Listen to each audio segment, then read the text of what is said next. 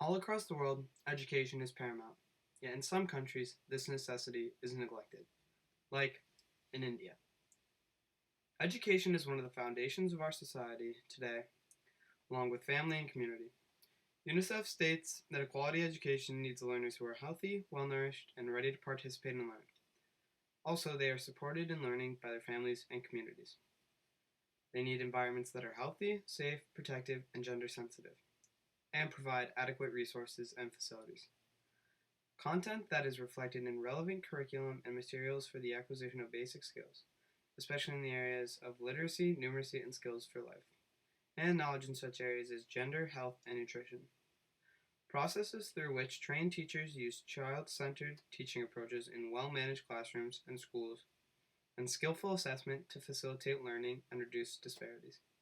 Although this is a very long definition, the Indian education typically does not meet many of these standards.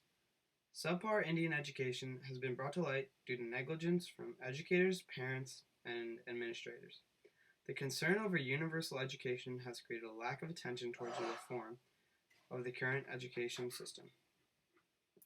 Many institutions do not provide proper facilities that are gender sensitive, according to Education Worldly. The schools do not provide separate bathrooms for the girls and boys. Many children are forced to use the same restroom, which is very unsanitary and may cause discomfort between both genders. This is an adequate resource that is needed at an institution of learning. Most children are not given access to simple necessities for a healthy learning experience, such as computers or technology of any sorts, libraries, seats to sit in, and an easy commute to school. The curriculum for children, even of the younger grades, is primarily book-based, according to Sahithi and Doju.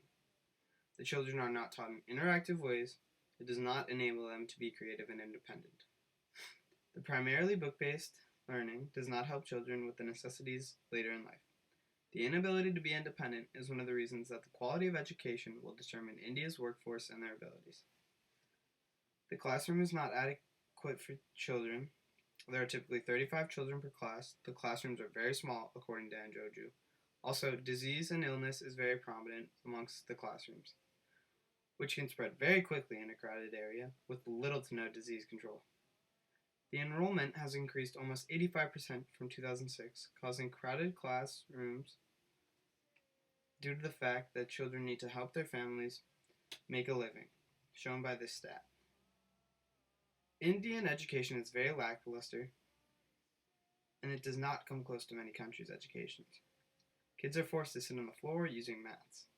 They are pushed away from school, and these are only a few of the problems that make Indian education 105th out of 128th in the world, according to Education World. All of you sitting here in the classroom are given the opportunity to learn in a safe institution with all the resources needed to benefit you. Our education is what will help us make a difference in the world. So why should everyone not be able to get the education we receive? Here is a documentary based on reforming education completely and not following the old system to benefit the entire world, not just the substandard Indian education. We divide the day up in high schools into bits of time, into 40 or 50-minute blocks typically, and then we ring bells and people start to shuffle around the building and do something else. That's an organizational device. It's not an educational principle.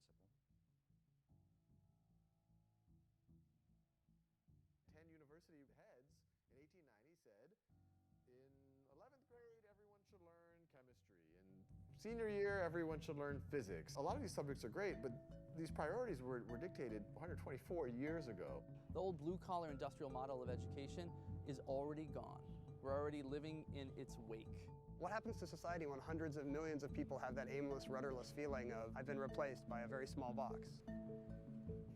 I don't know if there's a solution. We all learn in different ways. This isn't the way to do it. This is the way that I did it. If the assignment is you get it back and you crumple it up and throw it in the trash can, that's kind of one student experience. And if the assignment is to produce something that you're going to present to professionals in the field, that's completely changing the whole dynamic. We are trying to have that type of perplexity and curiosity get inculcated in our students. saying your parents, all your friends' parents, and a bunch of people you don't know are gonna be here to see the work you did. It creates an aspect of authenticity because we are creating something for an audience.